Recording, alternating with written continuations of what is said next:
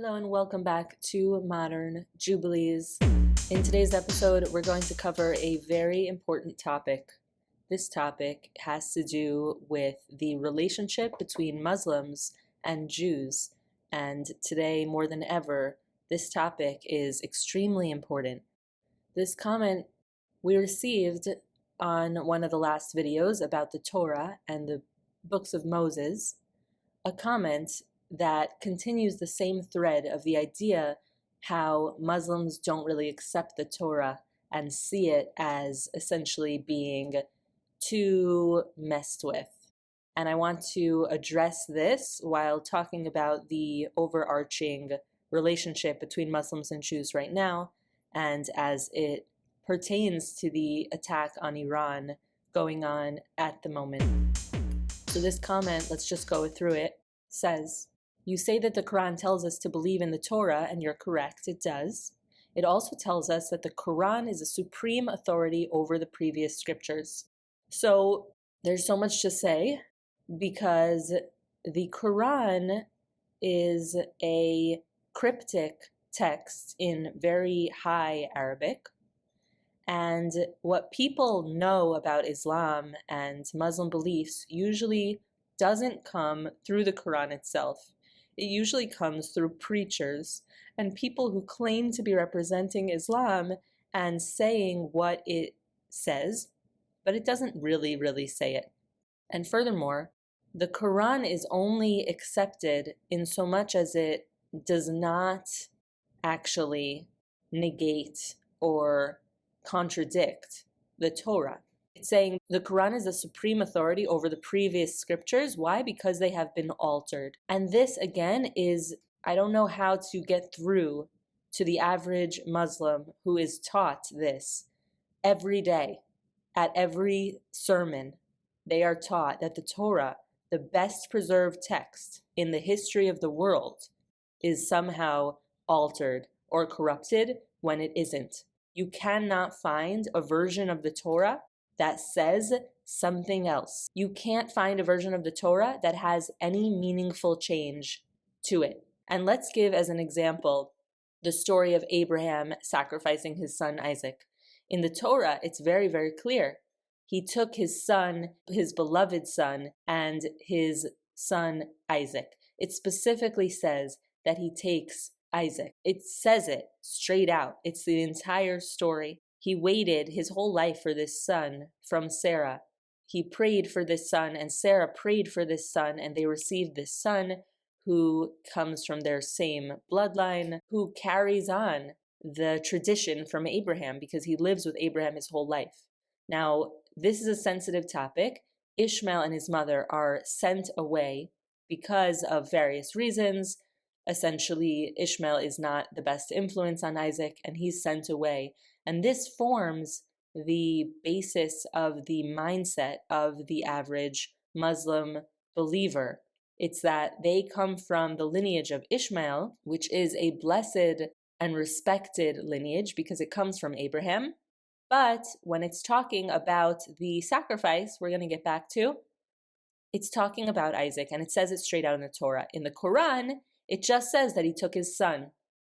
However, you want to come and say, no, the Torah is messed up and the Quran is right. The Quran doesn't even say he takes Ishmael. And again, this comes back to the ruler. If the Quran wants to be seen as something that is worthy of respect, then it can't contradict the Torah, which is the ultimate ruler for what deserves respect. There isn't really another way to say this. So you're not going to come with the Quran and try to disprove the Torah. The Torah is 1,000 years older. It's more than 1,000 years older. It goes back thousands of years before the Quran. And again, the Quran is not even written by Muhammad. It's written by this guy, Uthman. I'm not impressed. Uthman wasn't a prophet. Uthman was just some guy. There were very different versions of the Quran. So then one was chosen to be the gold standard Quran. Good. But that doesn't mean there weren't different versions because it's a game of telephone. And it says later in this comment that Uthman heard the Quran recited over 20 years. You're saying he wrote it after hearing it for 20 years. I'm supposed to be impressed? That is a game of telephone. This isn't the word of God in any sense. This is the game of telephone. This is someone writing down what Muhammad is saying, but there are different versions. And so it's just not the same. You can't compare it with Moses, the greatest prophet who ever lived. And this is not meant to be as jarring as it definitely is for a Muslim to hear, a devout Muslim. But it's part of being in the 21st century together. It's part of getting past these differences where someone believes that because you are born into a Muslim community, you must accept everything you hear in the name of Islam. Well, if you say that, then you're going to end up accepting ISIS because they're also speaking in the name of Islam, okay? You can find the right preacher like the Imam of Peace and listen to him, and he'll speak in the name of Islam. There are very different people for you to go to get different interpretations. Let's keep going in this comment, which deals with a lot of different topics. It says, all you have to do is research the documentary hypothesis and see what Bible scholars and experts have to say about it. The documentary hypothesis is a joke to anyone who has even the most basic understanding of the Torah, even the most basic Jewish education, will be able to understand that the documentary hypothesis is a complete joke for many reasons. So basically, the core of this documentary hypothesis is that different people wrote the Torah at different times. And what do they base this on primarily? They primarily base this on the fact that there are different names for God that are used at different points in the text. Now, while it is accepted that in Genesis, at the beginning of Genesis, the ancient texts like about the creation of the world or like about Noah's Ark, that these texts are more ancient than the rest of the Torah, and they were written down at earlier points. And as we learned in Jubilees, Abraham gains access to these ancient Hebrew texts from before the Tower of Babel confused all of the speech. And he also, during his time, writes down certain promises that God makes to him. So when the Israelites are in Egypt in slavery, they have an early prototype of a Torah. They have an early, smaller text with them, or at least they know about it existing if they don't personally have it. And it talks about the creation of the world and Noah's Ark, and it talks about the promises made to Abraham. But the books of Moses are sewing together the ancient texts and the text that Moses creates, which is all the rest of the Torah, which is 4.5 books worth of text that God makes clear to Moses how to sew together and how to write. Only the last paragraph of the Torah, the Pentateuch, is potentially decoded or written by Joshua because Moses passes away in the last paragraph of the Torah. And so it's unclear if Moses writes it himself through prophecy or if he writes some version of it that is fixed up by Joshua or if Joshua writes it.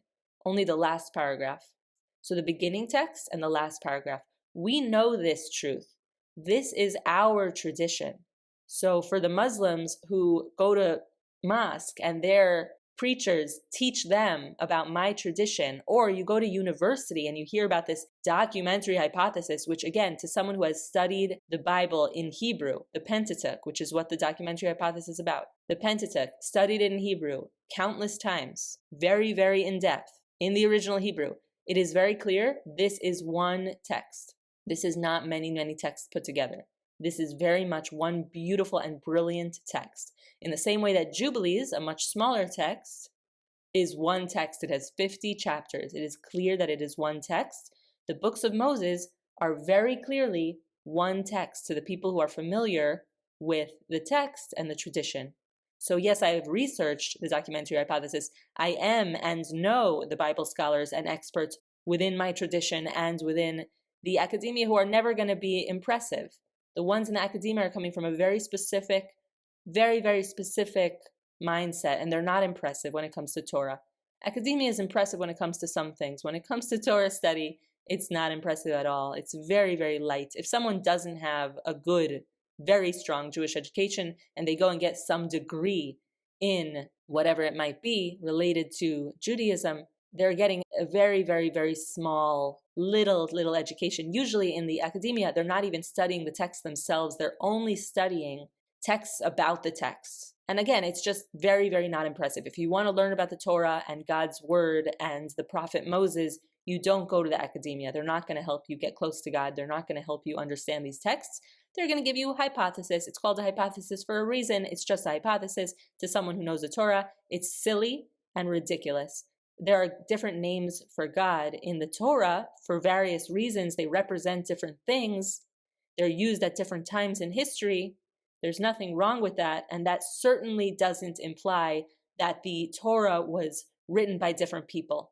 And see what a confusion this comment shows, even though it's very respectful and comes from a good place. It shows such confusion. It's blending this blend of the university, academia brainwash with the Islamist brainwash together. And now let's keep going and see what he really believes and says. The Torah you have today was not authored by Moses. Now the gall to say something like this, but this is what people are brainwashed to believe. It was written by Moses. It was written by Moses. It's known as the books of Moses for a reason. And he says later on, who authorized the standardization of the Pentateuch? Nobody even knows. We do know. It's Moses. That's why it's called the books of Moses. That's why since the time of Moses, we have been passing on this text. Moses gives this text. Moses passes on his leadership to Joshua. They go into the land of Israel. They conquer the land of Israel. They become nation states, tribal states. They're unified under King Saul and King David. And we become the kingdom of Israel. This is our history. If you want to learn the truth about us, ask us, not the academics and not the Muslims.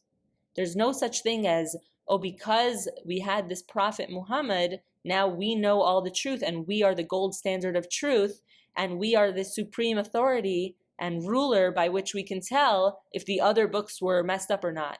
It's so far from the truth. You have all my sympathy and empathy, but it's so far from the truth because despite the tremendous amount of respect that a Muslim is brought up to have for the Quran, and rightfully so, because if you reject it in most parts of the Muslim world, you're worthy to be killed. You don't have the right to analyze and to be actually objective about this topic. So I'll do it for you here, okay? As just a text, as someone who has studied many, many ancient texts, the Quran is not that impressive of a text. And don't be so offended, it wasn't even written by Muhammad. It's a text by your guy Uthman. And he talks about, what did Muhammad say? Muhammad doesn't say the ancient history of the universe. You don't have Genesis. Who preserved Genesis? My people. My people preserved Genesis, preserved Noah, preserved the book of the Pentateuch. It's a masterpiece. It is a masterpiece and it's written by Moses himself. You can't compare it to the Quran, which has these little snippets that are from here and there and everywhere. It's like, it's poetry. It's written in beautiful Arabic. The calligraphy is stunning, stunning. And it has some nice things. It has these snippets in it that are interesting to be looked at, to be studied, to be cross-analyzed with other ancient texts, not with academics. The academics come from a very specific mindset, and they are not the same as the people in your mosque. These are different universes. They're both coming together to form this idea that, oh, Moses didn't really write the books of Moses. It's not true. Moses did write the books of Moses, and that's why we don't have some other figure like a Uthman. There's no Uthman. There's only Moses. Moses wrote the 5 books of the Torah. They are one text, sewed together. Why are some books not considered to be part of the Old Testament? That's how they were canonized. The Ethiopian Bible has the Ethiopian Bible. The Christian Bible has the Christian Bible.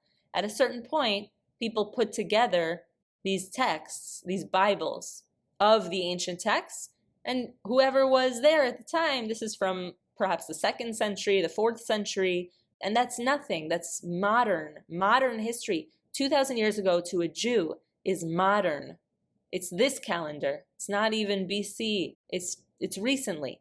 People from the Muslim Ummah don't really get this because to you, something 1,500 years ago is ancient history. That's not ancient history to us at all.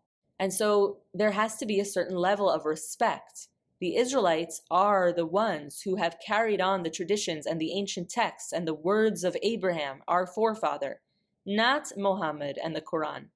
Quran has small snippets. It doesn't compare. It doesn't compare to the ancient texts, and that's why you don't have another figure who the books of the Pentateuch are attributed to, but that doesn't mean that nobody knows. We all know. We all know, except for you, who is refusing to accept this truth, that Moses was the greatest prophet who ever lived, by far. And he put together these books. Okay? These are questions posed in the documentary hypothesis? No. There's the confusion here. That's really not what the documentary hypothesis is focused on, but there is a crossing here between Islamism and academiaism, which today they have merged together, created some sort of communist child, and there is a war going on against God from that corner of the Islamism and academiaism and communism. These three forces are attacking God and the Bible and the Torah and the truth and Israel and the nation of Israel. And now that we have this fighting going on between Iran and Israel, finally, I will add, because this has been a long time coming. Now that we have this, we need to be able to call it out, because as Muslims, as people who do believe in the Quran, in Muhammad, in the nation of Islam, to an extent, not Farrakhan's nation of Islam, God forbid, but in the tradition of Muslim, of Arabs, of the children of Ishmael, you have a choice to get with the times, to get with God, and to get with your cousins, the beloved, chosen nation of Israel, or to continue pulling a bag over your eyes. This goes for Christians too. Those Christians who wish to pull a bag over their eyes and say, no, we're the true Jews, we're this synagogue that claims to be the Jews but isn't, and the Jews are nothing anymore, and we hate the Jews. No, if you hate the Jews, you hate God, because God chose the nation of Israel, and if you read the Torah, you understand this very well. So it's saying that the Quran was put together by Uthman, who heard the Quran over 20 years, and you want me to be impressed that someone heard it for 20 years and then starts compiling it. It's just, it doesn't compare to the books of Moses, and I want to be respectful, because I do respect different traditions and their holy texts. But if you're going to try and come to me and say, of course Moses didn't write the books of Moses and we have no idea who is, there's nobody that we know who did it, you sound ridiculous to an average Jewish person with the most basic education. And the academics don't have the truth, and the Islamists don't have the truth, and the communists definitely don't have the truth. Who has the truth? The people who have carried on the truth from the time of Adam, from the time of Noah, from the time of Abraham. And there's only one people who has held on to that truth, who has these ancient texts, who preserve them with their lives. You think a martyr is someone who goes and blows themselves up in a school of small children? That's not a martyr. That's not a hero. That's not worthy of naming schools and streets after. No. The true martyrs are those who died to sanctify God's name when they were told, you must reject your Torah, you must leave behind your Torah, you're not allowed to learn your Torah, and they did. That's how we have the tradition of Israel. And the tradition of Israel must be respected by individuals, by communities, by mosques. If you want to call yourself children of Abraham, you need to understand that the Torah was not corrupted. You will not find another version of the texts of the Pentateuch that say something else, that have something else to say, that all of a sudden, no, it wasn't Isaac who was sacrificed. No, you don't have that. And that's one of the problems at the core of Islam that requires reform right now. It requires reform so badly. Now is the time to choose a side. Either you're on the side of the people who committed October 7th and the masterminds behind them in Iran, or you're on the side of those fighting against these Islamists. It's one or the other. And if you're on the side of the people fighting against these crazy people who don't know God, who are extremely, extremely distant from God, who think that, murdering civilians en masse just to conquer land that was set aside for the nation of Israel, if you think that those are the good people you want to be on the side of, then you're very, very lost. And you don't know enough about what they do and what they believe and what they say and what they think, because they're coming for the whole world, the Islamists, not just Israel. Israel's just the first line of defense. So I hope this answered some of these questions. And part 2 of this question asks, do you believe in the prophethood of Muhammad? If not, why? Well, I think that to start the conversation, because this is a longer conversation, I think that there is definitely room to believe that different prophets exist, that God speaks through different people, which means that I'm open to reinterpretation. So if you're saying that Muhammad says that the Torah is totally corrupt and now the Quran is the supreme ruler by which we can judge if other traditions are true or not, I don't really buy that. I think there's a different way to interpret that. Anything that says like, oh, Jews are apes and pigs, and you want to take that literally, the problem is with you. If there's some sort of analogy of story about the Jews, they didn't keep Shabbat properly and they were punished, okay. But if you want to say now, like literally, the Jews are not humans and, I see them before my eyes, they're humans, but I can do whatever I want to them because they're so terrible. This is where the sickness comes from. You need to be open to humanity. Humanity must come first. The 10 Commandments, the truth of the ancients must come first. And if Muhammad and his words don't contradict that, then maybe some of them are okay. So I'm open to see if anyone prophesies even once for real, they are considered a prophet. But the prophet of Muhammad is not apparently from God. It's from Gabriel. And this is different. It's different to have someone who is God speaking through them directly and someone who has an angel visiting them and teaching them things, and then they're teaching it to other people. So there's nuance here to discuss. And so, yeah, maybe an angel visited him and taught him some things, and maybe the angel wasn't exactly right on everything because that was what the messenger had to say. That's what God sent the messenger to say, something that was slightly off, because God is funny sometimes. So maybe it's prophethood through the angel Gabriel. Maybe some of it is through God, but it's certainly not the gold standard of prophethood. And it's certainly not for me to say that he was a final prophet. And again, you'd have to look in the text and see, like, where do you think it says any of this stuff? Or is it just the commentators coming later? And why are they saying these things? There's a more of a picture. There was a fight that ends up going on between Muhammad and Jews, where Jews don't accept the Quran and Islam, and that's at the basis of this whole thing. Jews refused to accept it. There was a clash, whereas ideally we should be able to understand that if Islam, wants to consider Abraham, Moses, David, Adam, these people to be Muslims, then you must consider all Israelites to be Muslims because they follow the one true God. The one true God. And this nation was formed long before the Nation of Islam was formed. We know God from long before you know God.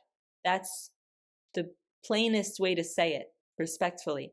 And so I'm open to understanding that Muhammad had some prophecy, whether it was just Gabriel who was telling him some things and then he was telling it to these people. I'm open to respecting the text. I call it a holy text. It's a respected text. I wouldn't burn it or disrespect it. But places where it is a little wacky need to be opened up and analyzed and looked at from a 21st century mindset and not from a 7th century mindset. So just because someone says that some very flowery verse in the Quran pulled out of context means that one thing or the other doesn't mean it means that one thing or the other. Just like if you're in university or mosque or anywhere else and they tell you that some verse in the Torah means one thing, it doesn't necessarily mean that one thing. So all these things need to be looked into. Feel free to open up the conversation more. This is the basis of it. Moses was the greatest prophet who ever lived. Abraham was a tremendous prophet. Sarah was a tremendous prophet. Miriam, Devorah. We have tremendous prophets and prophetesses in our tradition. The idea that no, Muhammad is the last prophet to ever live and God will never, ever, ever do, like, why are you speaking on behalf of God? I don't see that. I don't see any, I know that's not true. I know it's not true. In the end of days, there will be many, many prophets, and we will all have the Spirit of God resting on us to a much, much greater extent. And we need to be open to understanding one another's texts and truths and traditions. And the core of this misunderstanding comes from this belief that you can just brush away the Torah, this ancient Hebrew, holy Hebrew, written in the letters and the language of creation. This holy text that is full of so much wisdom, and it's one giant, brilliant text. No other text compares to it. Again, just objectively, as a literary person now looking at it from a literary perspective, the text on itself is not that impressive. It's very nice, flowery Arabic. The language is nice, sort of like, lahavdil in a different sense. The Bhagavad Gita also has a very flowery language, and other ancient texts have flowery languages. They're more ancient languages. They're beautiful. So there's something to be appreciated and looked at, especially for Muslims who really have to look at it deeply. So there's much to look at in the Quran, but you're not going to come and say, oh, some commentary on the Quran says it was actually Ishmael sacrificed, when the Torah is very, very specific throughout the entire story. It's Isaac. That's just one example, but it appears that Muhammad, who was a human being, very much a human being with emotions, pretty emotional actually, seems that he was very offended that he wasn't able to see eye to eye with the Jewish community. He wanted them to accept this new tradition and they didn't. And he was very offended by this. And then he starts to turn on the Jews and he makes all these like crazy statements about them and about, the necessity of war with them. That's what it looks like. So the Quran is more a reflection of Muhammad, not of God itself. The books of Moses are very much not a reflection of Moses, but of God and this universe. And that's why it's such an important text. That's why we should all come to respect the text. I hope that this video has come to clarify some things. We do know who wrote the Torah. It was Moses. That's why it's called the 5 books of Moses for thousands of years, and everyone knows it. Those who are trying to convince you otherwise are trying to brainwash you and have been successful in brainwashing people, but don't fall for it. The Bibles, the canonization of the various Bibles occurred over time. And that's not what's the most important thing. The Tanakh, the Hebrew Bible, is one thing, but there are other holy texts. It doesn't mean it's the only holy text. There are plenty of other texts in the Jewish tradition, like all the books of Midrash, which are very respected. They're not in the Hebrew Bible. And there are other books, like the Book of Jubilees, which is a holy text as well. Israelites couldn't preserve everything, but we preserve by far the most things, and so should be thanked for it overall.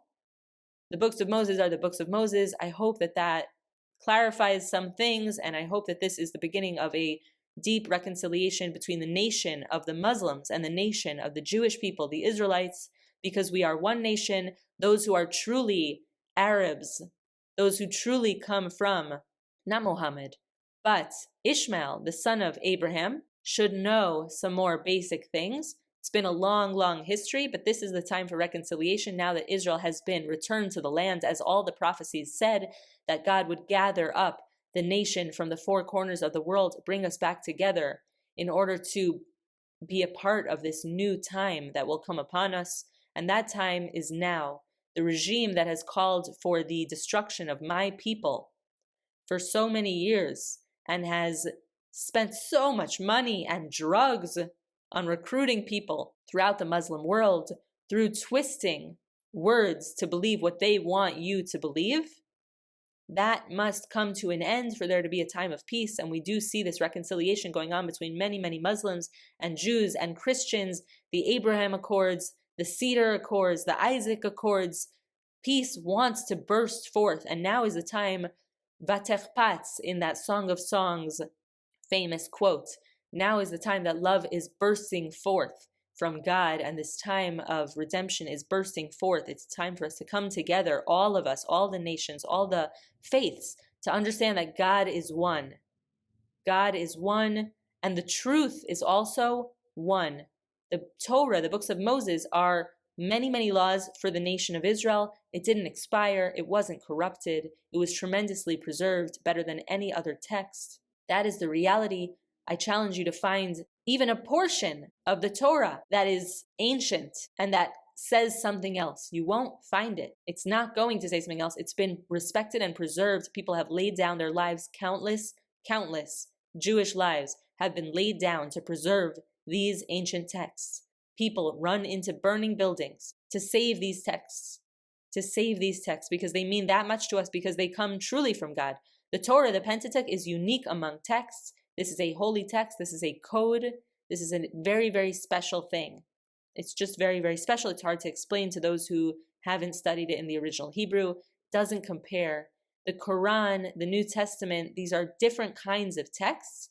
They bring something else. And if you can find nice quotes in there like La ilaha illallah, and you find this to be something that you believe in very strongly and you want to make beautiful art out of it, and this helps you in your life, that's wonderful. So I have nothing against Muhammad, I have nothing against the Quran necessarily, but I do not see it as sacred in the sense that the books of Moses are sacred books of God. Muhammad was visited by Gabriel and then said over a whole bunch of things. Some of those from Gabriel, some of those were him speaking. But because he was considered the prophet, people took every single thing he ever said as from God, and I don't think that it was.